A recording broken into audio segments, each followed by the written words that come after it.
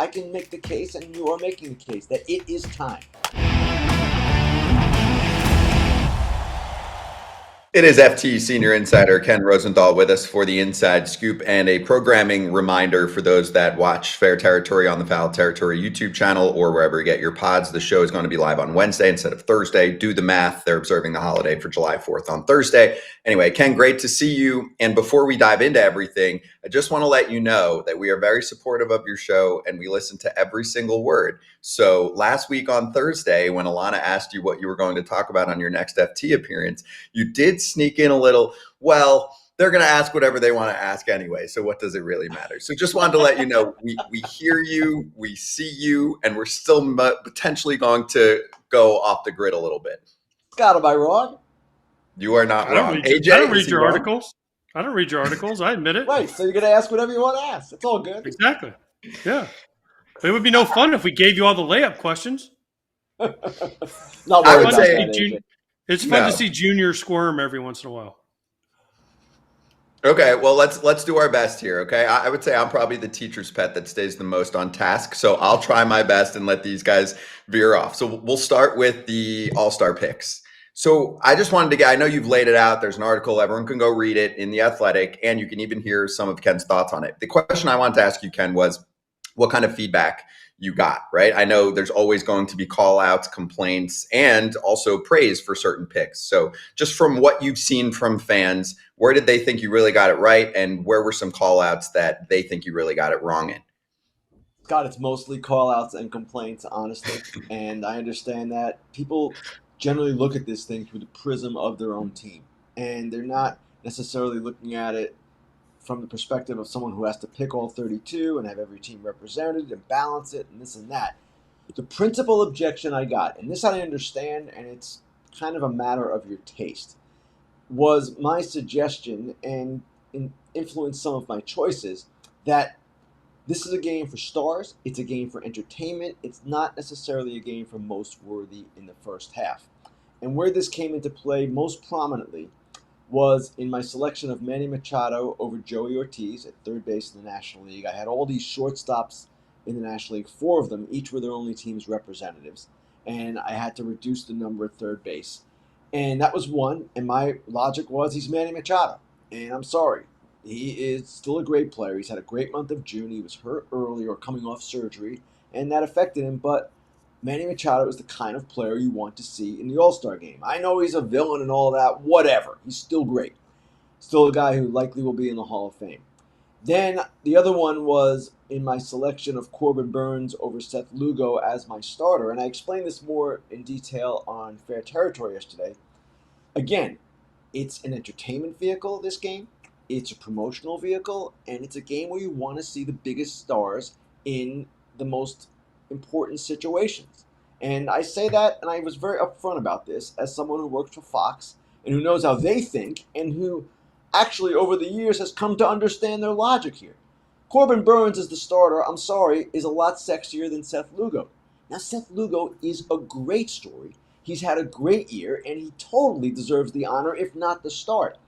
But what I'm saying is that while all that is true, pitch him in the second or third inning and start the guy who is a former Cy Young winner, a potential free agent, subject of one of the biggest trades of the offseason, and that would kick it off. I just think that's a better way to go for the sport.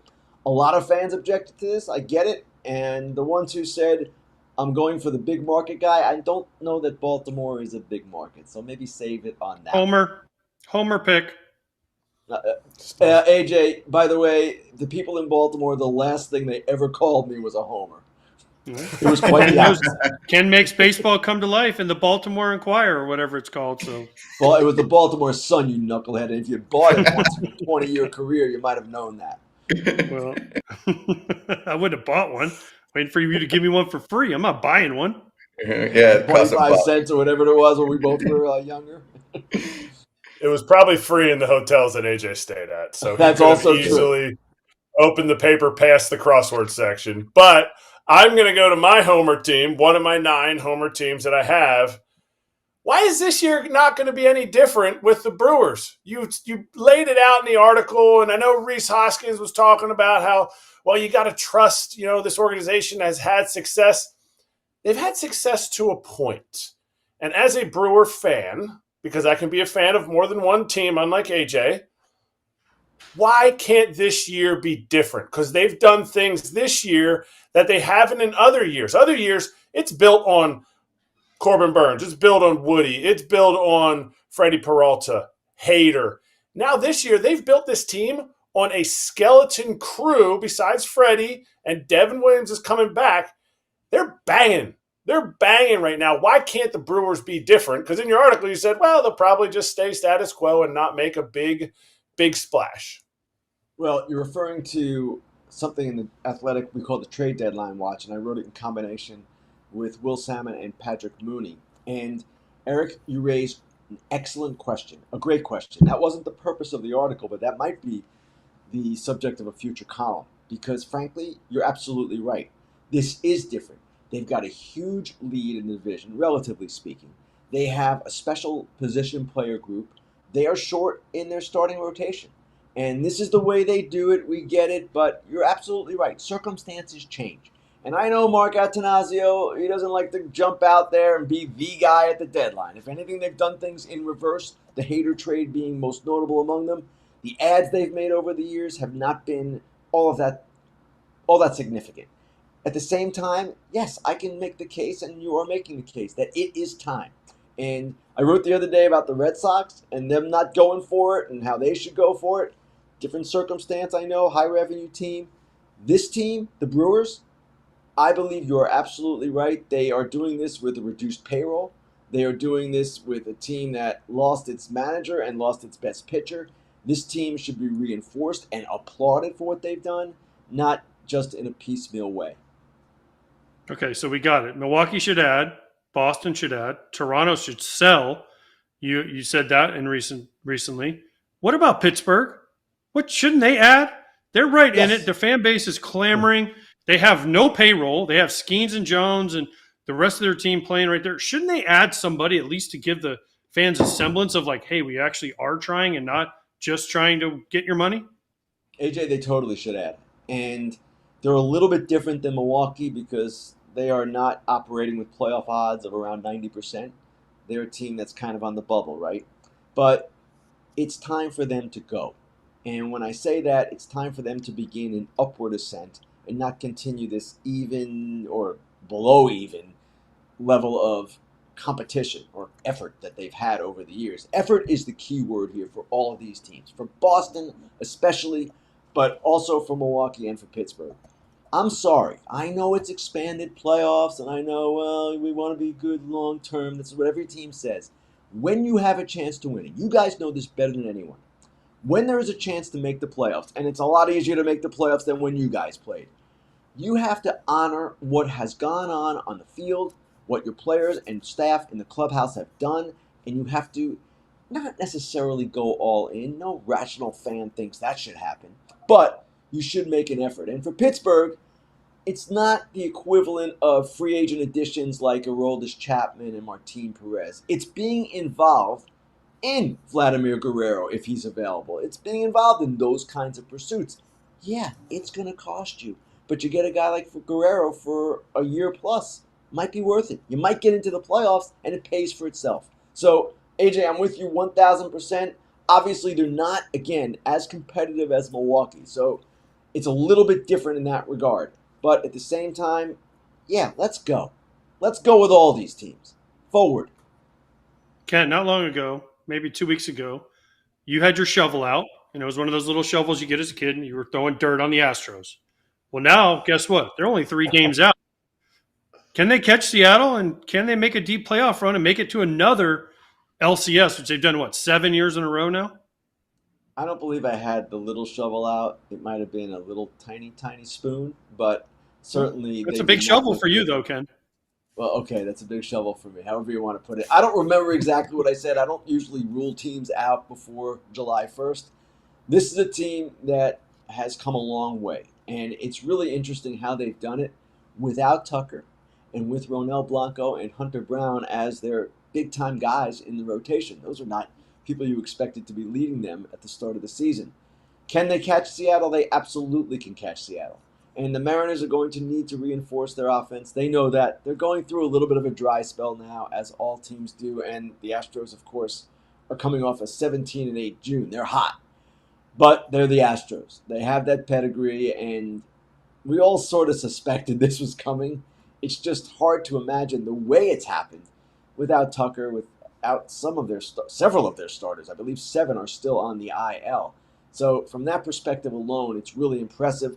They'll get McCullers back. They're getting Luis Garcia back. Hopefully Verlander comes back as well.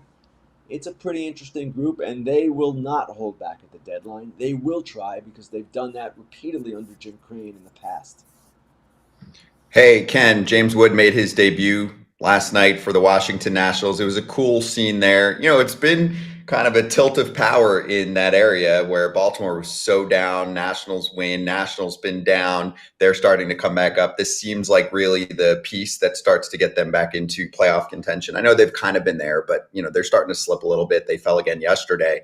The point I wanted to ask you about was the return for the Nationals here. We brought it up just for a minute or two at the top, towards the top of the show.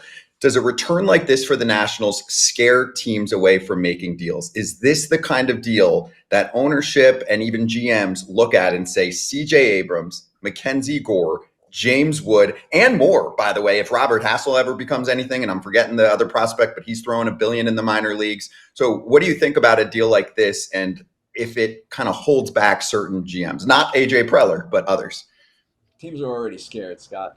Teams hate making trades like that. And yeah, they will point to that trade as something that they're not willing to do. Now, Juan Soto, even keeping in mind it was A.J. Preller who was always aggressive and is willing to do more than most GMs, Juan Soto was a special talent. And they expected when they made that trade that he would lift them to a place where they weren't the year before, which was the World Series. They were close. So with Juan Soto, getting him for, at the time, it was 2+ years, guys? I can't remember. It was 2+, right? That's what it was going to take. So I understood it at the time. We all knew at the time it was a monster package. Those were some of the best young players in a rich system. And it's drawing Susanna at the end of it, and you can see what he's doing in the minor leagues. So in that case, maybe some other teams would have been willing to do it for Juan Soto. Teams were willing to do that kind of deal for Shohei Ohtani. Of course, San Diego was one of those teams. So when he had 2+ years of control remaining. So the way I see it, teams hate making those trades. They're not going to make those trades. And for Juan Soto, that was an exception. If they had made the World Series, they would have loved it, and it would have been worth every single bit. And absolutely to me, right. And that was the idea. And that was totally the idea. And when you make it to the World Series, and if you're lucky enough to win a World Series, the whole equation changes. It doesn't matter. You have won a World Series. In San Diego's case, they've never won one. So you can understand why they were so motivated. But we all knew at the time that that was a great package. We didn't know that these players would develop the way they have, but it's not exactly a surprise that you're seeing C.J. Abrams, potential all-star, Mackenzie Gore getting to that level, James Wood, one of the top prospects in the game with, as Scott said, more to come. Okay, this is completely off topic, but about what we were just saying. James Wood. It leaked out on Friday that he was getting called up on Monday. Is that a clear case of disingenuous, trying to compete? Because why not call him up on Friday and play Friday, Saturday, Sunday, even though it's on the road? And now the Nats, who are kind of a fringe team, because there's a lot of fringe teams in the National League, now they make it into the playoffs by a game. Oh, we're glad we had those 3 games from James Wood. Or is this something that will just get swept under the rug by Major League Baseball, and I'm making too big of a deal out of it as an ex-player? Actually, AJ, Eric, I hadn't. Hey! Relax over there. I take that as a Watch your compliment. mouth. I take it as a compliment. I'm You sorry. should have a beer. Okay, I hadn't thought of that. It's a good point. And I don't know the answer to that, why they chose to do it that way. It's a question that needs to be asked, and I will ask it. That's a good question. I'll give you my theory with some education to it. Grant Paulson tied into the org for a long time. He's the one who broke it on Friday. They didn't want it to break on Friday. They had the plans. You start to kind of get yourself all dressed up for a Monday debut. They probably wanted to tell him on maybe Saturday or Sunday. No, Kratz? Am I off there? They do it at home. They wanted to do it at home. Yeah, But it's you know for what? them. Eric's For point the is money. valid.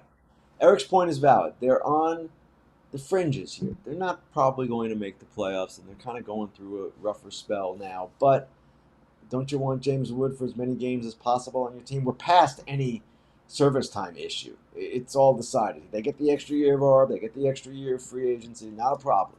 So I don't know what the problem would have been. I mean, with ARB, I meant he's not going to be a 2+ now. So Right. it's a fair question, actually. It needs to be asked.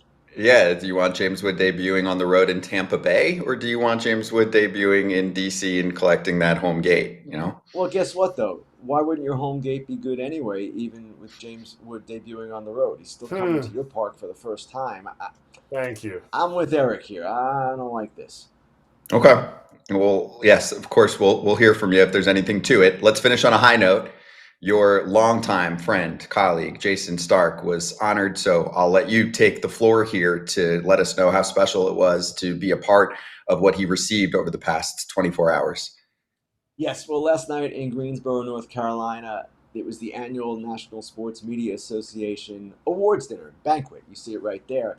And I had the honor, and it was an absolute honor, of introducing Jayson, who I've worked with for the last several years and known forever. And Jayson, for those who don't know who he is, and I can't imagine you don't know who he is if you follow baseball, he is an extremely rare individual and rare baseball writer. There's no one else like Jayson Stark, and frankly, there never will be. He's very savvy with the numbers, and people know him from his Weird and Wild column. But there are other people who are savvy with the numbers. The difference with Jayson, and that's Andrea Kramer, by the way, also was inducted into the Hall of Fame with her son. The difference with Jayson is that he puts it into context that no one else can. He understands the game in a way that no one else does. And again, to see him get that honor, and there are some of the biggest names in our industry who have received that honor over the years. Monster names. Might not be familiar to AJ because he doesn't read, but to those of us who do this for a living, it's a really big deal. And AJ will recognize these names. Joe Buck and Tim McCarver were also inducted as broadcasters into this Hall of Fame. So Joe was there. He gave some hilarious speeches, one accepting for Tim and the other, of course, for himself. And it was just a great night. And I was just thrilled to see Jayson get, frankly, what he deserves. I love that. That's awesome. Ken, really appreciate the kind words there about Jayson, and obviously we all feel that way. Jayson's been amazing to work with for me, and also incredible to read all of his work for a long time. Thorough, beyond thorough, just finds things that no one else does. So Ken, thank you so much. Thanks, will Tim. talk to you. Oh, brutal. We will talk to you later this week. I was waiting for AJ to interrupt me. That's why I spoke slow, but thank you, Ken. Thank you, Eric. Ken Rosenthal, star of Fair Territory. There it is, Mondays and Thursdays, but scratch off Thursdays this week because it is July 4th. We all want to honor the July 4th holiday. So you can catch Ken tomorrow. Hey, here we are, and we're going to tell everyone about an event that's coming up in just a few days now that we're very excited about. AJ Przynski, Jason Kipnis, and Alana Rizzo are going to be in Chicago this weekend. What are you up to this weekend, AJ? Well, first of all, I'm doing the Yankees-Red Sox game in New York on Saturday. And then I'm flying to Chicago to do the NASCAR race. And I'm still waiting on whether it's Claudia, whether it's Scott, whether it's Mark, one of our producers, to figure out how they're going to get me in the pace car or have me drive a race car around this thing. But other than that, I'm going to be at NASCAR Chicago with Kip and Alana, and we're going to have a good old time. We're probably going to sweat a little bit. We're probably going to drink a little bit, and we're going to have a good time. Yeah, Lana, as you know, probably from Dodgers territory or from Fair territory, even being on foul with us, likes a good glass of wine. So if you can set her up with a nice glass of wine for the show, that would be great. And you can get your tickets right now at NASCARchicago.com. Again, that's NASCARchicago.com. Our show is going to be 11 a.m. Central Time. We'll stream it live on the FT YouTube channel like we do. And we will also be there, of course, with Kip and AJ and Alana. So Kratz and me will be watching. We'll be watching on YouTube. Hey, everybody. Be sure to like and subscribe for more content. We're back here every weekday, all year long, so do not miss an episode. The videos are coming in all day. Here's another video you might enjoy. Baseball the way it should be covered.